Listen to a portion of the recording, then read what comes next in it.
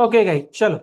तो मागच्या व्हिडिओमध्ये आपण बघितलं होतं की what is mean by gravitation आणि सर आयझॅक न्यूटन यांचं contribution. What is the contribution of sir Isaac Newton? The book which was written bye sir Isaac Newton, the name of the book and the concepts which was written in that book, the laws of motion, the theory of gravitation, and etc etc etc. So number of different things we have studied in the first video. Now today we are going to study about a very important force which acts on an object that is in a circular motion. Okay, so basically first we have to observe what is meant by circular motion. तो circular motion तो एकदम simple है कि भाई जो object ऐसे circular path पर घूम रहा है उस ऑब्जेक्ट को हम कहेंगे the object in a circular motion. Like suppose example a stone in a sling. ये जो यहाँ पर स्टोन हमें दिखाई दे रहा है एक स्लिंग में, अगर उसका मोशन हम ऐसे ऑब्जर्व करेंगे तो हमें नजर आएगा कि सर वो तो एक सर्कुलर पाथ में राउंडली घूम रहा है. So we can say that any object which is following a circular path, that object is in circular motion. So simple. Now, in that circular motion, we have to study a very important force which is acting on that object. That force due to which the object is in circular motion. We are observing the reason behind the circular motion of any object. We are studying here the reason behind circular motion of any object. कोणताही object circular motion मध्ये असतो तर त्याच्या मागचं कारण काय असतं ते आपण याच्यामध्ये शिकणार आहोत. त्याच्या मागे कारणीभूत असतं ते एक प्रकारचं फोर्स आणि त्या फोर्सला म्हटलं जातं centripetal force. Centripetal force. We are going to study what is meant by centripetal force, what is the direction of the centripetal force, and how this centripetal force is related to the motions of the different planets in our solar system. So we are going to study the gravitation and we are going to study the motions of the different planets in our solar systems. So we have to relate the force called centripetal force to the motions of different planets in our solar system. So इसको समझने के लिए हम ये example लेते हैं कि a stone in a sling. Okay, एक stone है जो एक स्लिंग में घूम रहा है इस तरीके से जो हमें यहाँ पर दिखाई दे रहा है. Okay, if we observe the direction of that stone at any point. Okay, the reason कि सर वो गोल गोल गोल गोल घूम रहा है, अगर सपोज हमने उसको छोड़ दिया, right, what will happen? That stone will go in a straight line direction which is a tangent to the circle at a point of release of the stone. ज्या पॉइंटला आपण त्या स्टोनला रिलीज करूयात त्या पॉइंटला टँजेन्शियल डिरेक्शन मध्ये, आपण म्हटलं होतं टँजेन्शियल म्हणजे काय, तर अशी रेषा, टँजेंट म्हणजे अशी रेषा की जी तुमच्या वर्तुळाला छेदते पण एका पॉइंट मध्ये. The line crossing the circle or touching the circle only at a single point, एकाच बिंदू मधून छेदून जाणारी रेषा, that is called as tangent. Now the tangent at this point is in this direction.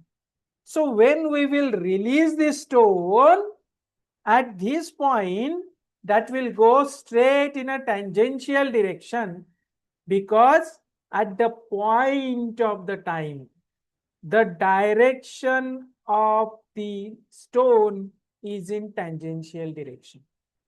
त्या tangential direction मध्ये त्याची काय म्हणूयात आपण दिशा असेल त्या पॉइंट ऑफ टाइमला, त्या पॉइंट ऑफ टाइमला, त्यावेळेला. सपोज असा विचार करूया की या पॉइंटला असताना आपण सोडला, हा ए पॉइंट विचारात घेऊ आणि हा बी पॉइंट विचारात घेऊ. आता आपण स्टोन थोडासा आधीच सोडून दिला जेव्हा तो बी पॉइंटला असेल तेव्हा. then the stone will go in this direction. Why? Because the tangent to the circle at this point is in this direction. So the stone will go in the straight direction, tangent to this point, to this point. Suppose we will say की आपण अजून थोडं आधी सोडून दिलं इथं असताना. What will happen? The stone will go in this direction because this is an tangential direction at the point of release. At the point of release. म्हणजे काय बघा, this stone which is in circular motion, is having different directions at different point of time, at different positions in the circular path. त्या different positionsला, त्या different point of timesला त्याची जी direction आहे ना ती प्रत्येक वेळेस वेगळी वेगळी आहे, ती दिशा बदलते आहे, चेंज होते आहे. When the stone is present here, the direction is in this direction. When the stone is present here, the direction is in this direction. The stone is present, the direction is in this.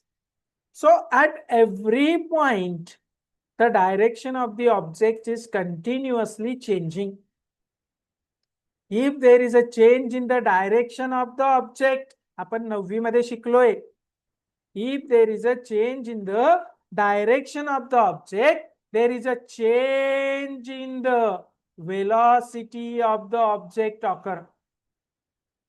त्याच्या velocity मध्ये बदल होतोय आणि velocity मध्ये बदल होतोय याच्यासाठी कारणीभूत असतं ते कोणतं तरी फोर्स. कारण न्यूटन, सर आयझॅक न्यूटन त्यांच्या पहिल्या नियमात म्हणतात, there is a no change in the motion of the object unless and until an external unbalanced force acts on it. जोपर्यंत कुठलाही एक्सटर्नल अनबॅलन्स फोर्स ऍक्ट होत नाही ना तोपर्यंत मोशन मध्ये चेंज होत नाही. इथे चेंज होतोय, प्रत्येक पॉइंटला त्याची डिरेक्शन बदलते, म्हणजे इथे कुठेतरी कोणतं तरी फोर्स ऍक्ट होत असलं पाहिजे, which is causing the change in the velocity of the object at each point in a circular motion. हे जे फोर्स असतं, हे फोर्स म्हणजे जोपर्यंत आपण या ऑब्जेक्टला धरून ठेवलंय ते फोर्स. आपण सोडून दिलं की तो टँजेन्शियल डिरेक्शन मध्ये निघून जाईल, त्याच्यावरती कुठल्याही प्रकारचा फोर्स ऍक्ट होत नाही.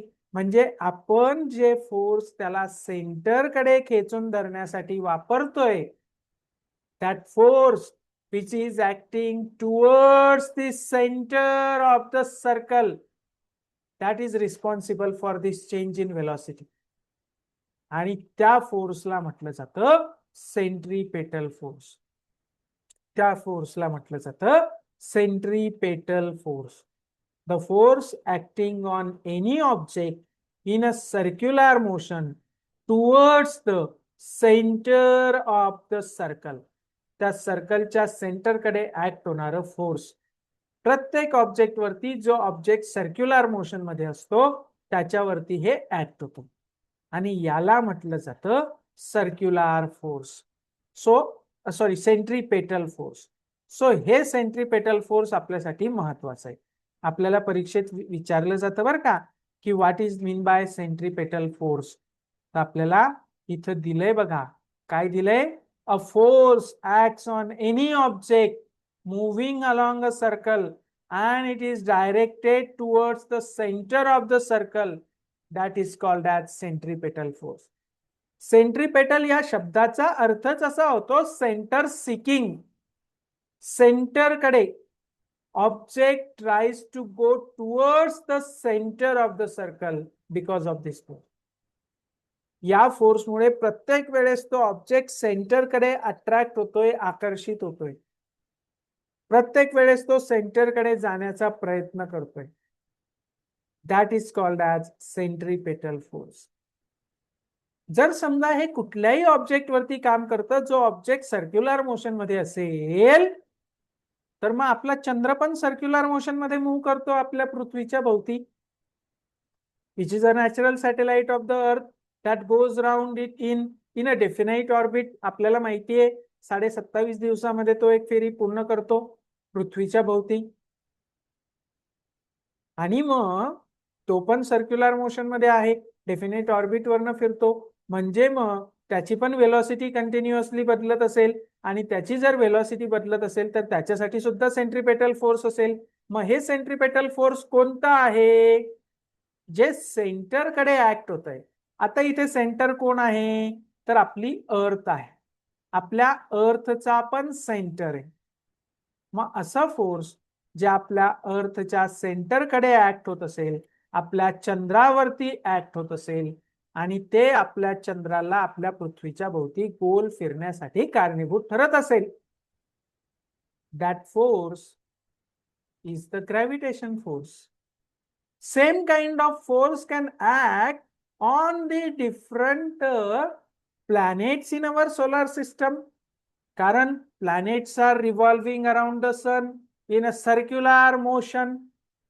Sun must be attracting planets, including Earth, towards itself, and the force which is responsible for that will be centripetal force. त्याच फोर्सला आपण काय म्हणतो? Gravitation. So that is the very important point. The force which is acting on any object in a circular path towards the center of the circle, that is called as centripetal force. आता हे जे centripetal force असतं, हे centripetal force हे प्रत्येक planet कडनं त्याच्या satellite वरती ऍक्ट होतं. हे प्रत्येक स्टार कडनं त्याच्या प्रत्येक प्लॅनेट वरती सुद्धा ऍक्ट होतं. And this centripetal force is responsible for a circular motion of planets around the sun, of satellites around the planets. हे आपल्यासाठी खूप महत्त्वाचं.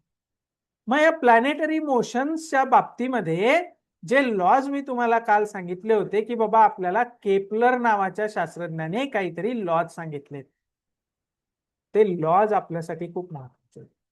व्हेरी व्हेरी इम्पॉर्टंट बरं का. हे जसंच्या तसं विचारलं जातं. जोहानस केपलर यांनी सांगितलेले 3 लॉज आपल्याला परीक्षेला विचारले जातात. ते लॉज प्लॅनेटरी मोशनच्या संबंधी आहे, एवढं आपल्याला माहित पाहिजे. आता बघा, planetary motions has been observe by number of different astronomers since ancient time. माणसाला ना नेहमी कुतूहल होतं अगदी सुरुवातीच्या काळापासून, की आपल्याला जे अवकाशामध्ये इथे दिसतायत ते सगळ्या चांदण्या रात्रीला दिसतात, त्या सगळ्या गतीमध्ये दिसतात, मोशन मध्ये दिसतात. त्याच्यापैकी काही लुकलुक करतात, काही नाही करत. Some are twinkling, some are not. So what is the reason behind it? What are these objects? How far are they? Like that. These were the questions in front of the man in ancient time also. So he tried to find out the answers, but he was not having any kind of instruments, devices, modern type of devices, instrument, telescopes, and all these things that we have today. So what he did, he just observed the motions of these different celestial objects. त्या ताऱ्यांची, त्या ग्रहांची, त्या आकाशामध्ये दिसणाऱ्या चांदण्यांची दररोज बदलणारी स्थिती याचं तो निरीक्षण करत राहिला. आणि ही सगळी निरीक्षणं जी आहेत, ही सगळी निरीक्षणं गॅलिलिओच्या आधी सगळी उघड्या डोळ्यांनी होती. कारण Galileo was the first person who used a telescope to observe the sky in 1609. 1609 मध्ये गॅलिलिओने पहिल्यांदा अवकाशाकडे दुर्बीण वळवली आणि खगोलशास्त्राचा इतिहास बदलला असं म्हणतात. पण त्या गॅलिलिओच्या आधी जी सगळी ऑब्झर्वेशन्स केली गेली होती या ताऱ्यांची, ग्रहांची, ती सगळी उघड्या डोळ्यांनी केली होती. पण तो डेटा हा खूप मोठा होता आणि ॲक्युरेट सुद्धा होता. कारण त्याच्यासाठी खूप लोकांनी काम केलं होतं. मी तुम्हाला काल एक नाव सांगितलं होतं, टायको ब्राहे नावाचा शास्त्रज्ञ. He was a fine observer. Fine observer. त्याच्यासारखी ऑब्झर्वेशन्स कुणीच केलेली नाहीयेत. 16व्या-17व्या शतकामध्ये अशा प्रकारची ऑब्झर्वेशन्स या टायको ब्राहेने करून ठेवलेली आहेत. गॅलिलिओने काही निरीक्षणं मांडून ठेवलेली आहेत. त्याच्यानंतर योहानस केपलर, त्याने या सगळा जो डेटा त्या काळामध्ये अवेलेबल होता का त्याचा अभ्यास केला आणि त्याने या प्लॅनेट्सचे ज्या मोशन्स आहेत का त्यांच्यामध्ये काहीतरी पॅटर्न त्याला लक्षात आला की अरे काहीतरी पॅटर्न दिसतोय बरं का. And on that observations there are some laws which was written by Johannes Kepler describing the planetary motion. या प्लॅनेटच्या मोशनला डिस्क्राईब करणारे 3 लॉज त्याने सांगितले. हे 3 लॉज आपल्याला विचारले जातात. याच्यामधला सगळ्यात पहिला लॉ काय सांगतो बघा. सगळ्यात पहिला लॉ तोपर्यंतच्या सगळ्या मान्यतांना छेद देणारा लॉ होता. तोपर्यंत जे सगळ्या लोकांनी विचार केला होता ना, सगळ्यांनी जे मांडलं होतं ना, त्या सगळ्यांना खोडून काढणारा त्याचा पहिला लॉ होता. आणि तो लॉ काय होता बघा, केपलर्स फर्स्ट लॉ. काय सांगतो, the orbit of a planet is an ellipse with sun at one of the foci. ही ऑर्बिट ऑफ अ प्लॅनेट, कोणत्याही ग्रहाचा जो सूर्याभोवती फिरण्याची कक्षा आहे का, मार्ग आहे का, रस्ता आहे का, तो सर्कल नाहीये. आतापर्यंत असं मानलं जात होतं की तो सर्कल आहे, तो परफेक्ट सर्कल आहे असं सांगत होते. काही लोक तर असं म्हणत होते की सगळे तारे ग्रह पृथ्वीच्या भोवती फिरतात आणि पूर्ण गोलाकार मार्गावरतीच फिरतात. पण योहानस केपलरने पहिल्यांदा सांगितलं की बाबा no, that is not a complete circular path, it's an ellipse. Ellipse ellipse म्हणजे लंबवर्तुळे. लंबवर्तुळ अशा प्रकारचं लंबवर्तुळ की ज्याला 2 फोकस असतात. अशा पद्धतीने इथे आपल्याला एक लंबवर्तुळ दाखवलंय बघा. हे जे लंबवर्तुळ आपल्याला इथे दाखवलंय ना, या लंबवर्तुळाला 2 फोकाय आहेत, 2 फोकस आहेत, 2 सेंटर आहे. थोडक्यात एक सेंटर आहे F1 आणि दुसरं सेंटर आहे F2. इलिप्स हे अशा प्रकारचं वर्तुळ असतं ज्याला 2 सेंटर्स असतात. 2 सेंटर्स असतात, F1 आणि F. आता हे जे इलिप्स आहे, या इलिप्सच्या 2 फोकस पैकी एका फोकस वरती सूर्य आहे असं आपला केपलर म्हणतो. काय म्हणतो बघा, केपलर म्हणतो की हे जे प्लॅनेटचे ऑर्बिट आहेत का, हे सर्कल नाही आहेत, हे काय आहेत, हे इलिप्स आहेत. आणि या इलिप्सच्या एका फोकस वरती, एका केंद्रावरती सूर्य आहे आणि आपला प्लॅनेट जो आहे तो या सूर्याभोवती या लंबवर्तुळाकार कक्षेमध्ये फिरतोय. कधी कधी तो इथे असेल, कधी कधी तो इथे असेल, मग तो इथे असेल, मग तो परत पुन्हा इथे, पुन्हा परत इथे आणि मग परत इथे येईल. असा सर्क्युलर मोशन मध्ये या डायरेक्शनने आपला प्लॅनेट सूर्याच्या भोवती फिरतोय, लंबवर्तुळाकार मार्गावरती फिरतोय. कोणत्या मार्गावरती फिरतोय, लंबवर्तुळाकार मार्गावरती फिरतोय. हा पहिला नियम आहे. आता हा नियम आपल्यासाठी खूप महत्वाचा आहे, याचं स्टेटमेंट आपल्यासाठी खूप महत्वाचं आहे, ही आकृती आपल्यासाठी खूप महत्वाची. This diagram is very important for us. काय होतं माहितीये, बोर्डाच्या परीक्षेत डायरेक्ट ही डायग्राम देतात आणि म्हणतात की या डायग्राम वरती आधारित असणारे 3 नियम लिहा. Write the 3 laws based on the given diagram. आपल्याला लक्षात आलं पाहिजे की this is the diagram for Kepler's laws of planetary motion. केपलरचे जे प्लॅनेटरी मोशनचे लॉ आहेत का, त्याच्याशी संबंधित ही डायग्राम आहे. आणि याच्यातला पहिला लॉ काय आहे, the orbit of a planet is an ellipse with sun at one of the foci. तो इलिप्स आहे, ते लंबवर्तुळ आहे आणि त्या लंबवर्तुळाच्या एका केंद्रावर सूर्य आहे. याचा साधा सोपा सरळ अर्थ काय माहितीये की तुमचा ग्रह कधी कधी या मार्गावरनं फिरत असताना कधी तुमचा ग्रह सूर्यापासून जवळ असेल तर कधी तो सूर्यापासून लांब असेल. When the planet will be present at this position, it will be far away from the sun, and when the planet is present at this position, it will be near to the sun. म्हणजे आपण सूर्यापासून पृथ्वीचं अंतर सांगताना बघा 15 कोटी kilometre सांगतो, 15 crores of kilometre, पण ते एक्झॅक्टली 15 crores ऑफ किलोमीटर नाहीये. सूर्यापासून जेव्हा आपली पृथ्वी जवळ असते तेव्हा ते 14.8 करोड किलोमीटर आहे आणि जेव्हा ते लांब असतं तेव्हा ते 15.2 करोड किलोमीटर आहे आणि यांचं ऍव्हरेज काढलंय 15 करोड किलोमीटर. तर कधीतरी पृथ्वी सूर्यापासून जवळ आहे, कधीतरी ती लांब आहे. आपण असा विचार पण म्हणजे आपण वाचलं पण असेल जनरल नॉलेज मध्ये की साधारण 4 जानेवारीच्या किंवा 3 जानेवारीच्या दिवशी आपली पृथ्वी सूर्यापासून सगळ्यात जवळ असते, तर 4 जुलैच्या दिवशी ती सूर्यापासून सगळ्यात लांब असते. This difference in the distance of the planet from the sun during the year is because of this law. ह्या लॉ मुळे किंवा याच्यामुळे ते वेगवेगळं अंतर आपल्याला जाणवतं. Sun is present at one of the foci of an ellipse. The orbit of a planet is an ellipse. It's not a complete circle. तोपर्यंत सगळी लोक सर्क्युलर पाथ म्हणत होते कारण तो आयडियल शेप आहे असं त्यांचं म्हणणं होतं. आणि देव कधी चूक करत नसतो. देव कधी असं ओबडधोबड लंबवर्तुळ वगैरे करत बसणार नाही. तो डायरेक्ट सर्कल वरतीच ग्रहांना फिरवेल असं ते मान्यता त्या लोकांची होती जुन्या काळामध्ये. म्हणून त्यांनी ते असं मांडून ठेवलं होतं. बायबल वगैरे ग्रंथ, पोप वगैरे लोक, धर्मगुरू सगळं हेच सांगायचे. पण ऑब्झर्वेशन्स वरनं केपलरने पहिल्यांदा या सगळ्यांना छेद दिला होता आणि त्याने सांगितलं होतं की the orbit of a planet is an ellipse with sun at one of the foci. आता याचा अर्थ पण आपण लक्षात घेतला की बाबा कधी कधी प्लॅनेट आपला सूर्यापासून जवळ असेल, कधी कधी तो लांब असेल.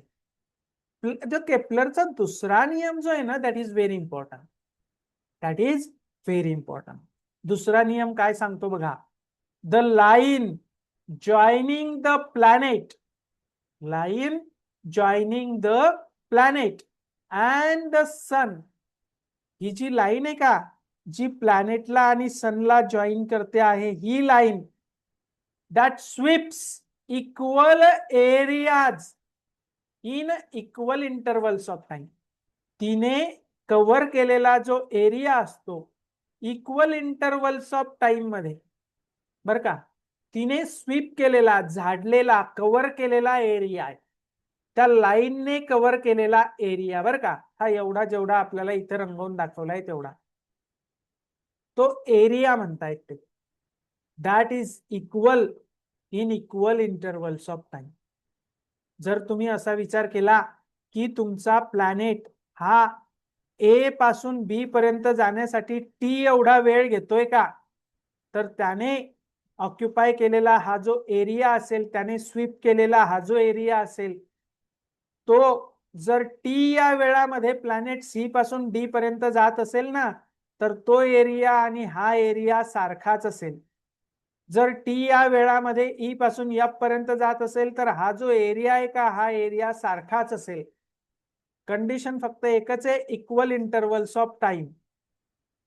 इक्वल इंटरवल्स ऑफ टाइम मध्ये line joining the sun and planets that sweeps equal areas in equal intervals of time.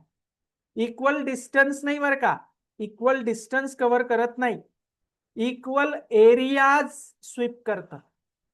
ती जी लाईन आहे ती इक्वल एरिया स्वीप करते. This is the second most important law. आता इथे आपल्याला जे रंगीत दाखवलेत का, एरिया 1, एरिया 2 आणि एरिया 3, हे तिन्ही इक्वल आहेत. कारण ए पासून बी पर्यंत जाण्यासाठी लागलेला वेळ टी आहे, सी पासून डी पर्यंत जाण्यासाठी लागलेला वेळ पण टी आहे, ई पासून एफ पर्यंत जाण्यासाठी लागलेला वेळ पण टी आहे. The time required by the planet from A to B is T, from C to D is also T, from E to F is also T. In equal intervals of time, the line joining the sun and the planet that sweeps equal areas. Equal areas बर का? Equal areas. आता याचा पण खूप सोपा अर्थ आहे. It's very interesting बर का? आता लक्षात घ्या.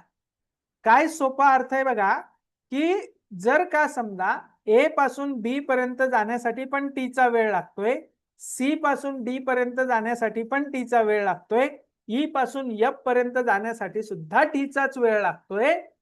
मला काय दिसतंय बघा, हे ए आणि बी चं अंतर खूप जास्त आहे, सी आणि डी चं अंतर मीडियम आहे, ई आणि एफ चं अंतर खूप कमी आहे.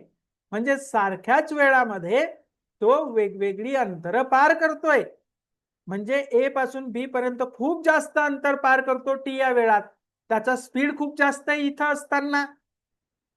त्या प्लॅनेटचा स्पीड तो खूप जास्त आहे, कारण तो खूप जास्त अंतर पार करतोय टी एवढ्या वेळातच. इथं असताना त्याचा स्पीड मात्र मीडियम झालाय. त्याने अंतर कमी कव्हर केलंय त्याच वेळामध्ये. अजून लांब गेला तो सूर्यापासून तर अजून तो स्लो होतोय. सूर्यापासून प्लॅनेट जवळ असताना तो फास्ट पळतो. थोडासा लांब गेला की स्लो होतो, अजून लांब गेला की अजून स्लो होतो. हा याच्या मागचा खरा अर्थ आहे. आपल्याला फक्त स्टेटमेंट तर लिहायचंच आहे, पण त्याचा अर्थ पण आपल्याला कळून घ्यायचा आहे, समजून घ्यायचा आहे. सो इट्स व्हेरी इम्पॉर्टंट की a planet revolving around the sun that is not covering equal distance in equal intervals of time. It is sweeping the equal areas in equal intervals of time. The time required by the planet to cover a distance, okay, that is different. सूर्यापासून जवळ असताना तो fast पळतोय, त्याचा speed जास्त आहे. मग पुढे गेल्याच्या नंतर स्लो होतो, अजून लांब गेल्याच्या नंतर पुन्हा स्लो होत जातो. आपल्यासाठी याचं स्टेटमेंट खूप महत्वाचं आहे. The line joining the planet and the sun that sweeps equal areas बर का, equal distances नाही, बऱ्याचदा आपण कन्फ्यूज होतो. Equal areas in equal intervals of time. ठीक आहे, आपल्याला लक्षात ठेवायचं की हा 1 नंबरचा एरिया, 2 नंबरचा एरिया आणि 3 नंबरचा एरिया हे तीनही इक्वल आहेत. कारण ए पासून बी पर्यंत जाण्यासाठी लागणारा टाइम, सी पासून डी पर्यंत लागण्यासाठी जाणारा टाइम आणि ई पासून एफ पर्यंत जाण्यासाठी लागणारा टाइम सारखाच आहे. So this is the second law. आता सगळ्यात शेवटचा law, that is very important again, Kepler's third law. आपल्याला हे तिन्ही लॉ जे आहेत ना, यांची स्टेटमेंट खूप महत्वाची आहे. आजचा तुमचा होमवर्क हाच असणार आहे की write the statements of 3 different laws of planetary motion. केपलरचे 3 लॉज जे आहेत ते लिहायचे तुम्हाला आजच होमवर्क मध्ये. Okay, so now next thing Kepler's third law of motion. केपलरचा थर्ड लॉ काय सांगतो बघा, the square of its period of revolution around the sun. Period of revolution around the sun म्हणजे काय, तर त्या प्लॅनेटला सूर्याभोवती एक फेरी पूर्ण करण्यासाठी लागणारा वेळ बर का, तो जो वेळ आहे त्याला म्हटलंय period of revolution around the sun. आपल्याला माहिती आहे आपल्या पृथ्वीच्या बाबतीत तो 362 दिवसांचा आहे. दॅट टाइम त्याचा स्क्वेअर म्हटलंय बरं का. टी जर असेल तो वेळ तर टीचा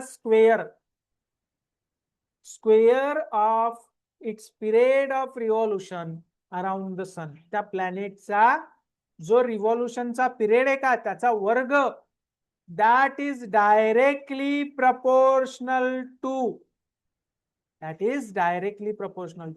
तो समप्रमाणात आहे, तो सारख्याच प्रमाणात बदलतो. कशाच्या सारख्या प्रमाणात बदलतो, the cube of mean distance of the planet from the sun. Cube of mean distance, R म्हणजे आपण डिस्टन्स ऑफ द प्लॅनेट.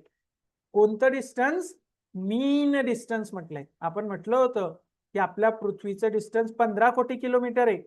पण ते एक्झॅक्टली 15 नाहीये, तो 14.8 आणि 15.2चा मीन आहे, ऍव्हरेज आहे. ते mean distance of the planet from the sun. म्हणजे जर का समजा या आर ची व्हॅल्यू बदलली तर या टी ची पण व्हॅल्यू बदलते. याचा सिंपल अर्थ असा आहे, आर ची व्हॅल्यू बदलली की टी चा व्हॅल्यू बदलते. म्हणजे distance of the planet from the earth किंवा फ्रॉम दी सन बदललं, distance of the planet from the sun बदललं तर त्याचा पिरियड ऑफ रिव्हॉल्युशन सुद्धा बदलतो. म्हणजे काय, तर समजा आपण आपल्या सोलार सिस्टमचं उदाहरण घेऊ. आपल्या सोलार सिस्टम मध्ये आपल्याला माहिती आहे सेंटरला सूर्य आहे, त्याच्या भोवती फिरणारा सगळ्यात पहिला ग्रह आहे मर्क्युरी किंवा बुध ज्याला आपण म्हणतो. त्याच्यानंतर सूर्याच्या भोवती फिरतो तो शुक्र आहे. त्याच्यानंतर सूर्याच्या भोवती फिरतो तो आपला अर्थ आहे. आणि आपल्या अर्थच्या नंतर फिरतो तो आपला मार्स आहे. ओके, मर्क्युरी, व्हेनस, अर्थ आणि मार्स. आता आपल्याला माहितीये की या मर्क्युरीला सूर्याच्या भोवती फिरण्यासाठी फक्त 88 डेज लागतात. या व्हेनसला सूर्याच्या भोवती फिरण्यासाठी 256 डेज लागतात. आणि आपल्या अर्थला सूर्याभोवती फिरण्यासाठी 365 डेज लागतात. याचा अर्थ काय, तर हा नियम आहे. याच्या मागचं कारण काय, तर हा नियम आहे. हा नियम काय सांगतो बघा, the square of period of revolution is directly proportional to the mean distance. हे जे डिस्टन्स आहे का, हे डिस्टन्स जर वाढलं तर त्याचा पिरियड ऑफ रिव्हॉल्युशन वाढत जातो. 88, 256, 365 असा. आणि कसं वाढत जातं बघा, टी चा स्क्वेअर वाढला की आर चा क्यूब वाढतो, आर चा क्यूब वाढला की टी चा स्क्वेअर वाढतो. अशा पद्धतीने ते बदलतं. म्हणजे दोघांचा रेशो कॉन्स्टंट असतो, दोघांचं गुणोत्तर कॉन्स्टंट असतं. T square divided by R cube is constant. T square divided by R cube is constant. याला के म्हटलंय, के म्हटलं. हे तिन्ही लॉज त्याने प्लॅनेटच्या पोझिशन्स वर्ण आणि रेग्युलर ऑब्झर्वेशन जे त्याच्या आधी टायको ब्राहे नावाच्या शास्त्रज्ञांनी केली आहे त्याच्यावरनं केली. पण केपलरला याच्या मागचं रिझन माहित नव्हतं बरं का. याच्या मागचं कारण, याचं एक्सप्लेनेशन केपलरला देता आलं नाही. मग याचं एक्सप्लेनेशन आपल्याला दिलं ते सर आयझॅक न्यूटन यांनी, आणि त्यांनी त्यांच्या थेअरी ऑफ ग्रॅव्हिटेशन मध्ये ते सांगितलं. आपण थेअरी ऑफ ग्रॅव्हिटेशन पुढच्या पिरियडला, आपल्या पुढच्या क्लासला बघूया. उद्याच्या व्हिडिओमध्ये तुम्हाला theory of Newton's universal law of gravitation बघायचंय. थोडंसं तुम्हाला योहानस केपलर बद्दल सांगतो. इथं आपल्याला दिलंय इंट्रोडक्शन टू सायंटिस्ट मध्ये. बघा, योहानस केपलर हा एक जर्मन ऍस्ट्रॉनॉमर होता. जर्मन होता बरं का. आपल्याला विचारतात एमसीक्यूज मध्ये विचारलं जातं हे आपल्याला, की हा जो तुमचा योहानस केपलर आहे हा जर्मन ऍस्ट्रॉनॉमर होता. तो मॅथमॅटिशियन सुद्धा होता बरं का. ही वॉज मॅथमॅटिशियन, पण तरी त्याला त्याच्यातलं मॅथमॅटिक्स नाही कळालं किंवा मांडता नाही आलं. He was a German astronomer and mathematician. He started working as a helper to a famous astronomer Tycho Brahe in Prague. Prague नावाच्या शहरामध्ये टायको ब्राहे नावाचा एक ऑब्झर्वर होता, ऍस्ट्रॉनॉमर होता, खगोलशास्त्रज्ञ होता. त्याच्या हाताखाली काम करण्याला याला सुरुवात केली या योहानस केपलरने. गंमत अशी झाली की त्या टायको ब्राहेचा अचानकपणे मृत्यू झाला बरं का. अचानकपणे मृत्यू झाला 1601 मध्ये. आणि मग त्याच्या जागी केपलरची अपॉइंटमेंट झाली. रॉयल मॅथमॅटिशियन, राजाचा मॅथमॅटिशियन, असा पूर्ण राज्याचा एक हुशार मॅथमॅटिशियन म्हणून. आणि मग केपलरने टायको ब्राहेची ऑब्झर्वेशन्स बघितली, वाचली, समजून घेतली, आणि मग त्याने आपले लॉज मांडले. त्याने खूप सारी पुस्तकं लिहिलीत योहानस केपलरने बरं का. त्याचं वर्क नंतर सर आयझॅक न्यूटन यांनी वापरलं, अभ्यासलं, आणि त्याच्यावरनं मग त्यांनी आपल्या ग्रॅव्हिटेशनचा लॉ मांडला. सर आयझॅक न्यूटन यांनी मांडलेला ग्रॅव्हिटेशनचा लॉ आपल्याला उद्याच्या व्हिडिओमध्ये बघायचा आहे, उद्याच्या क्लासमध्ये आपल्याला बघायचा आहे. त्याच्यासाठी सगळ्यात महत्वाची गोष्ट आहे आजचा होमवर्क जो मी तुम्हाला सांगितला तो काय आहे, केपलरचे तीनही लॉस त्यांची statements. Kepler's first law, the orbit of a planet is an ellipse with sun at one of the foci. Kepler's second law, the line joining the planet and the sun sweeps equal areas in equal intervals of time. And the third, the period of its revolution, that square of the period of revolution around the sun is directly proportional to the cube of mean distance of a planet from the sun. ही तीन statements आपल्याला लिहायची आहेत आणि दुसरं सगळ्यात महत्वाचं त्याच्या सोबत आपल्याला ही डायग्राम सुद्धा काढायची. ही डायग्राम सुद्धा काढायची. This is your today's homework. Tomorrow we will see about Newton's law of gravitation. Thank you.